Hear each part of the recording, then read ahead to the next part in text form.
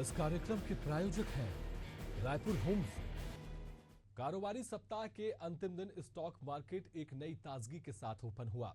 शुरुआती सेशन में बाजार में छाई हरियाली को देखते हुए अनुमान लगाया जा रहा था कि अंतिम सेशन हरे निशान पर ही बंद होगा, लेकिन अनुमान के ठीक विपरीत शुरुआती कारोबार के 1 घंटे के बाद बाजार में जो फिसलन आई वह बड़ी गिरावट के साथ बंद हुई। सेंसेक्स जहां 411 अंकों की गिरावट के साथ 77,067 पर आ गिरा तो निफ्टी 66 अंक उतर गया।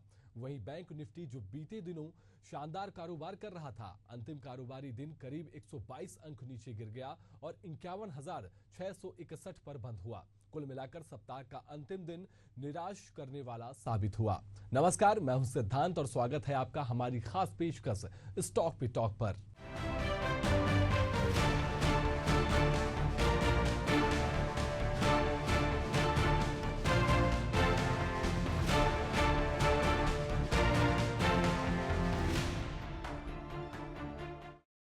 न्यूट्रल टेलीकॉम इंफ्रास्ट्रक्चर उपलब्ध कराने वाली mini Ratna PSU RailTel corporation of India का शेयर 21 जून को 12% तक उछल गया।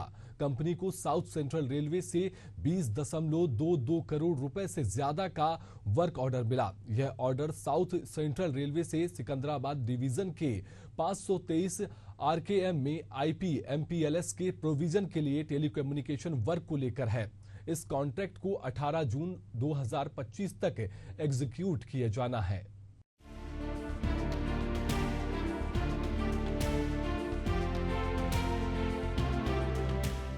बीते 2 दिनों से भारतीय शेयर बाजार के इंडेक्स में जहां उतार चढ़ाव देखने को मिल रहा है, बैंकिंग पीएसयू में गिरावट दर्ज हो रहा है। आईटी सेक्टर में अचानक कमजोरी का दौर देखने को मिल रहा है। उस बीच देश की mini Ratna PSU RailTel corporation of India ने धमाल मचा दिया है। कारोबारी सप्ताह के अंतिम दिन रेलटेल के शेयर में 12% का उछाल निवेशकों को मालामाल करने जैसा ही है। इस उछाल के बाद रेलटेल के शेयर के जरिए भागीदारी सुनिश्चित करने वालों को शानदार कमाई की सौगात मिल गई है।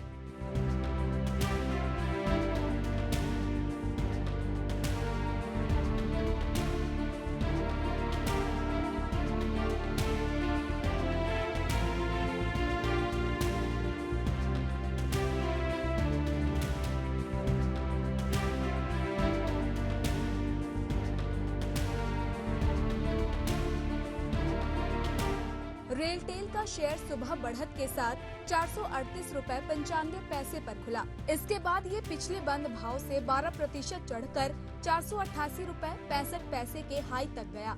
कंपनी का मार्केट कैप 15,500 करोड़ रुपए है। शेयर का 52वां सप्ताह का उच्च स्तर 491 रुपए 15 पैसे और निचला स्तर 123 रुपए 5 पैसे है। मार्च 2024 के आखिर तक रेलटेल कॉर्पोरेशन में सरकार की हिस्सेदारी 52.84% और पब्लिक शेयर होल्डर्स की 27.16% थी।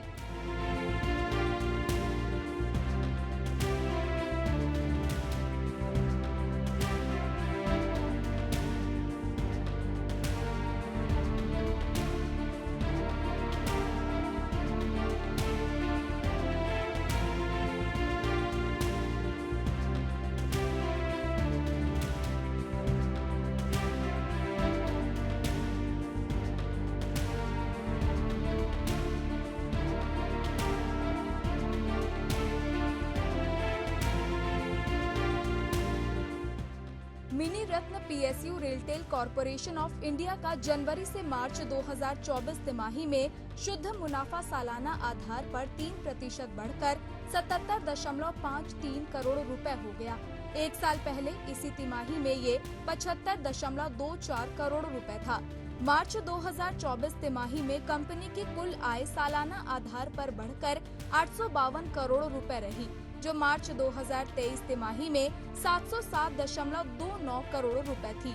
उल्लेखनीय है कि मोदी सरकार 3.0 ने तीसरी पारी की शुरुआत में ही इन बातों को स्पष्ट कर दिया था कि सरकार आत्मनिर्भर भारत अभियान के लिए तय नीतियों के मुताबिक ही काम करेगी, जिसकी वजह से पीएसयू के शेयरों में लगातार बढ़त देखने को मिल रही थी।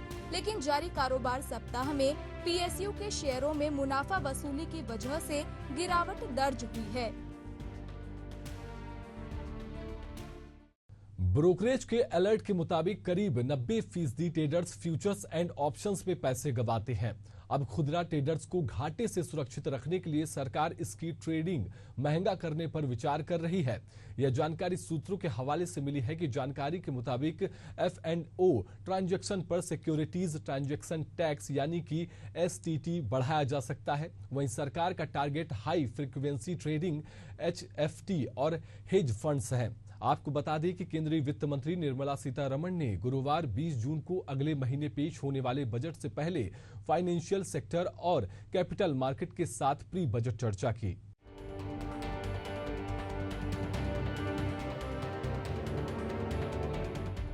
फ्यूचर्स और ऑप्शंस के कॉन्ट्रैक्ट्स की खरीद बिक्री पर STT लगता है। अभी हाल ही में इसमें बढ़ोतरी हुई थी। 1 अप्रैल से ऑप्शंस पर STT को 0.05% से बढ़ाकर 0.0625% कर दिया। अभी इक्विटी डिलीवरी पर बाय और सेल दोनों साइड STT 0.1% लगती है। इक्विटी इंट्राडे में सेल साइड पर ये 0.025%, इक्विटी ऑप्शंस पर सेल साइड 0.0625% और एक्सरसाइज पर 0.125% है।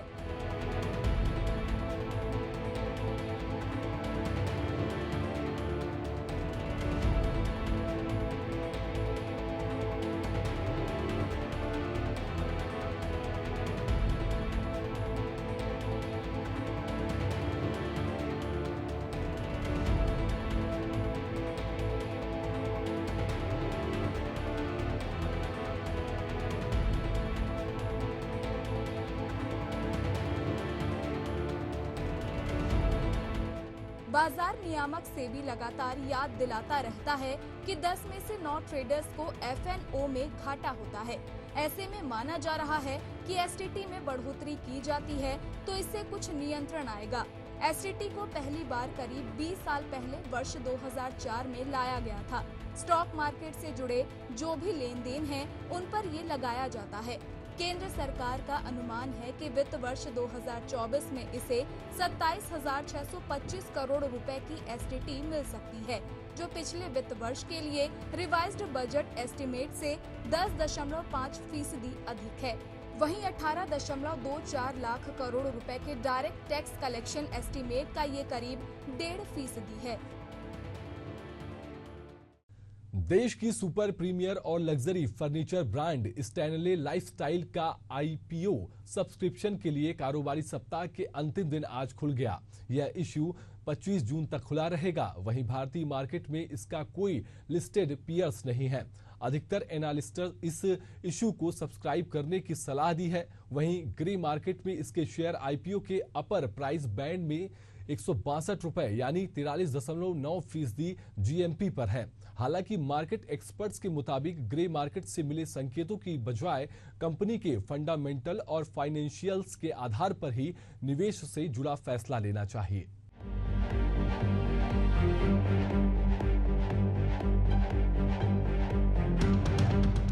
स्टैनले लाइफस्टाइल्स के 537.02 करोड़ रुपए के IPO में 25 जून तक बोली लगा सकेंगे। इस IPO के लिए प्राइस बैंड 351 से 369 रुपए और लॉट साइज 40 शेयरों का है। IPO का 50% हिस्सा क्वालिफाइड इंस्टीट्यूशनल बायर्स यानी QIB, 15% नॉन इंस्टीट्यूशनल इन्वेस्टर्स और 35% खुदरा निवेशकों के लिए आरक्षित है। IPO की सफलता के बाद शेयरों का अलॉटमेंट 26 जून को फाइनल होगा। इसके बाद BSE और NSE पर 28 जून को एंट्री होगी।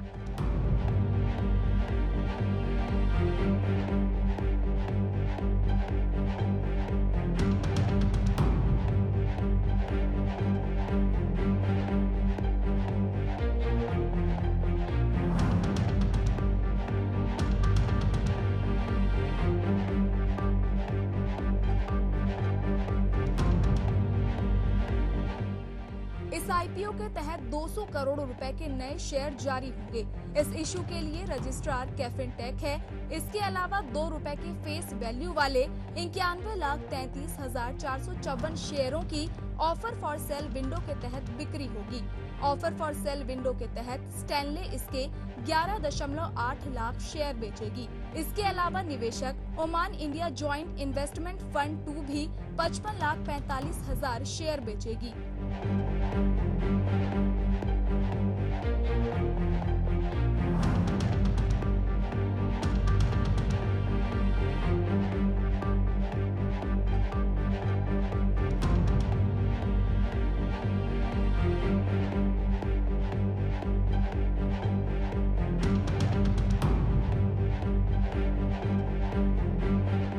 ऑफर फॉर सेल का पैसा शेयर बेचने वाले शेयर होल्डर्स को मिलेगा।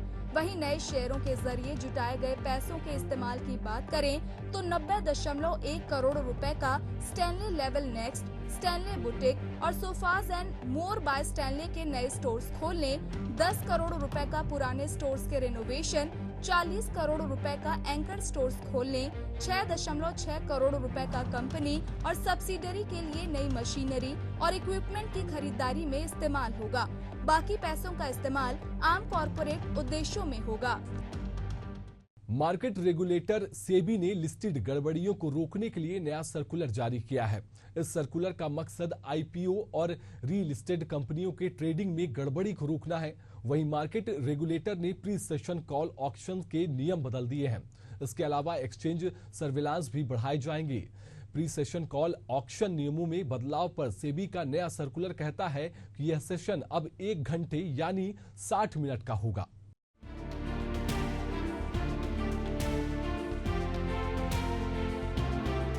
मार्केट रेगुलेटर सेबी ने एक नया सर्कुलर जारी किया है। इस सर्कुलर का मकसद लिस्टिंग गड़बड़ियों को रोकना है। जारी सर्कुलर के मुताबिक अब प्री ओपन सेशन सुबह 9 से 10 बजे के बीच होगा। इस दौरान पहले 45 मिनट यानी 9 बजे से 9:45 के बीच सौदे डाले, बदले, रद्द किए जा सकेंगे। 9:35 से 9:45 के बीच कभी भी सेशन का क्लोजर हो सकता है। फिर 10 मिनट यानी 9:45 से 9:55 तक ऑर्डर मैचिंग, कंफर्मेशन जैसे काम पूरे किए जाएंगे। अंत के 5 मिनट में यानी 9:55 से 10 बजे तक बफर पीरियड रखा जाएगा।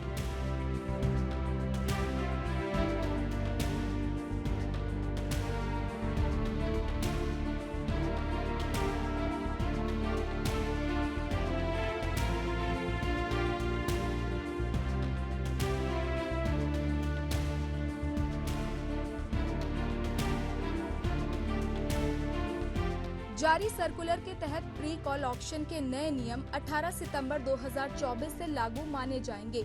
रद्द सौदों की सूचना ब्रोकर टर्मिनल, एक्सचेंज वेबसाइट पर रियल टाइम मिलेगी।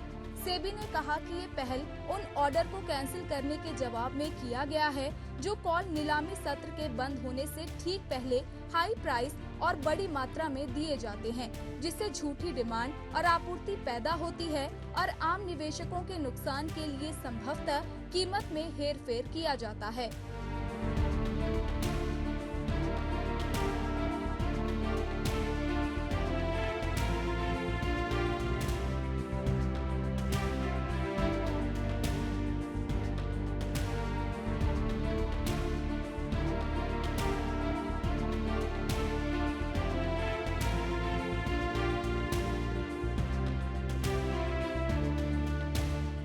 खबर के मुताबिक निगरानी तंत्र के अलावा स्टॉक एक्सचेंज पहले से रखे गए ऑर्डर से कीमतों में काफी बदलाव, रद्द की गई मात्रा, प्रति मूल्य प्री ओपन सत्र के दौरान बाजार में कुल रद्द की गई मात्रा प्रति मूल्य के 5% से ज्यादा या क्लाइंट द्वारा रखी गई मात्रा प्रति मूल्य के 50% से अधिक होने जैसे मापदंडों के आधार पर अलर्ट जनरेट करेंगे। रेलवे के लिए कंस्ट्रक्शन एंड इंफ्रा प्रोजेक्ट पूरा करने वाली कंपनी इरेकॉन इंटरनेशनल के शेयर में आज जोरदार तेजी हुई है। दोपहर में कारोबार के दौरान यह शेयर 4% मजबूत होकर 277 रुपए के स्तर पर कारोबार कर रहा था। वॉल्यूम में जबरदस्त ग्रोथ आया है और यह stock short term consolidation range से बाहर निकलता दिख रहा है।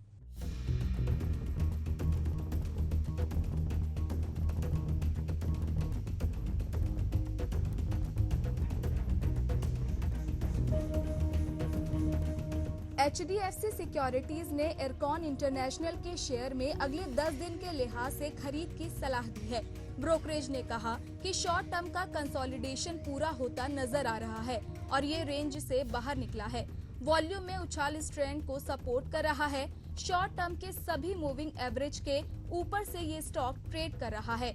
टेक्निकल इंडिकेटर्स भी तेजी की तरफ इशारा कर रहे हैं।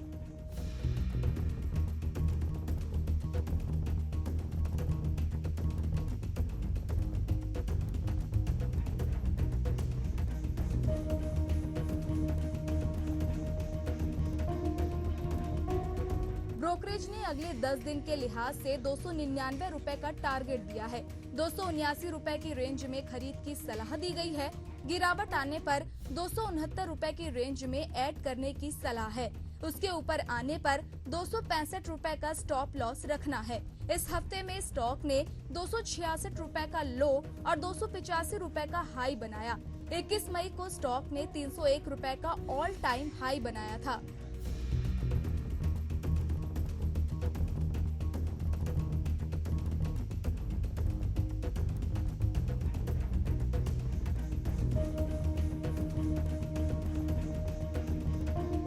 इरकॉन एक मल्टी बैगर स्टॉक है। वर्तमान भाव पर एक महीने में स्टॉक ने 4% का नेगेटिव रिटर्न दिया है। 3 महीने का रिटर्न 30%, इस साल अब तक 60%, एक साल में 225% और 2 साल में 670% का रिटर्न दिया है।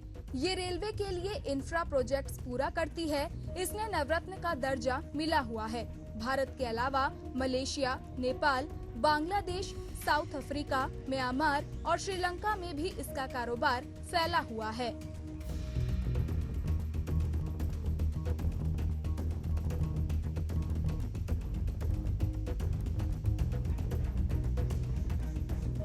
देश के लिए आम बजट की तैयारियां शुरू हो चुकी हैं, जिसके लिए प्री सेशन 20 जून को हो चुका है।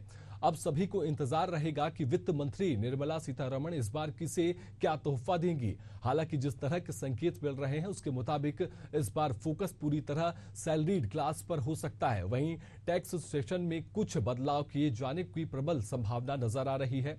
वहीं संकेतों पर ध्यान दे तो इस बार वित्त मंत्री वेतन भोगियों को खुश करती नजर आ सकती हैं। वहीं एक्सपर्ट्स मानते हैं जो 10 साल में नहीं हुआ वो शायद इस साल हो सकता है, क्योंकि ग्रोथ पटरी पर है और महंगाई पर काबू पाना है, ब्याज दरें कम करनी है। इन सब के लिए टैक्स पेयर्स का रोल काफी बड़ा है। वहीं कंजम्पशन को बढ़ावा देना है तो टैक्स पेयर के हाथ में पैसा देना होगा।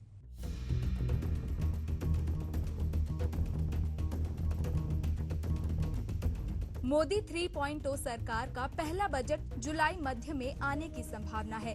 सूत्रों की माने तो सरकार टैक्स पेयर्स को राहत देते हुए स्टैंडर्ड डिडक्शन की लिमिट को बढ़ा सकती है। फिलहाल 50,000 रुपए का स्टैंडर्ड डिडक्शन है। इंडस्ट्री ने इसे बढ़ाकर 1 लाख रुपए करने की मांग रखी है।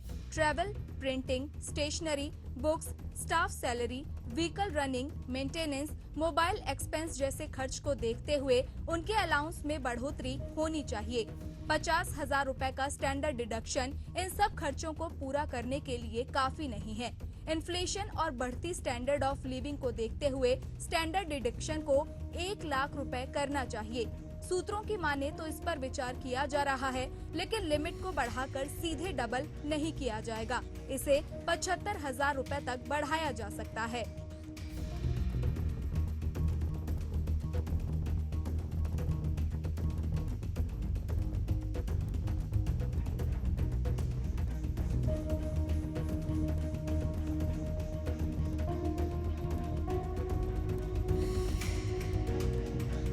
एसोचैम के मुताबिक सैलरीड क्लास के लिए 50,000 रुपए का डिडक्शन कोई बहुत बड़ी राहत नहीं है। सभी टैक्स पेयर्स का सैलरी ब्रैकेट एक नहीं होता। ऐसे में बड़ी तादाद में टैक्स पेयर्स के लिए ये राहत काफी नहीं है। इंस्टीट्यूट ऑफ चार्टर्ड अकाउंट ने भी मांग रखी थी कि इन्फ्लेशन इंडेक्स्ड एडजस्टमेंट के हिसाब से स्टैंडर्ड डिडक्शन होना चाहिए।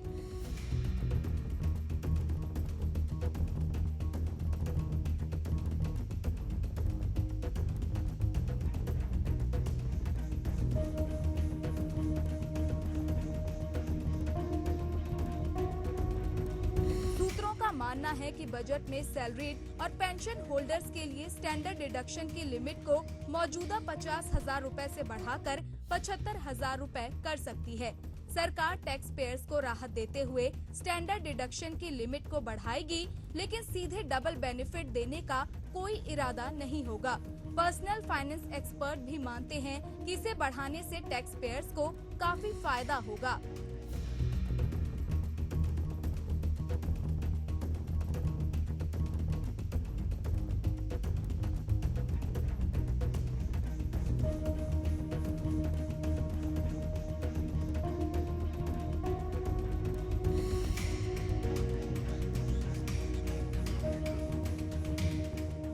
अगला कारोबारी सप्ताह अब 24 जून को सोमवार से शुरू होगा। इस सप्ताह कुछ पीएसयू स्टॉक के कारोबार में बढ़त नजर आई। इसके पीछे उन्हें मिलने वाले ऑर्डर थे। ऐसे में उम्मीद की जा रही है कि आने वाला कारोबारी सप्ताह हरे निशान के साथ खुलेगा और निवेशकों को निराशा को दूर करने वाला साबित होगा। इस खास पेशकश स्टॉक पे टॉक में फिलहाल इतना ही। फिर होगी मुलाकात। नमस्कार।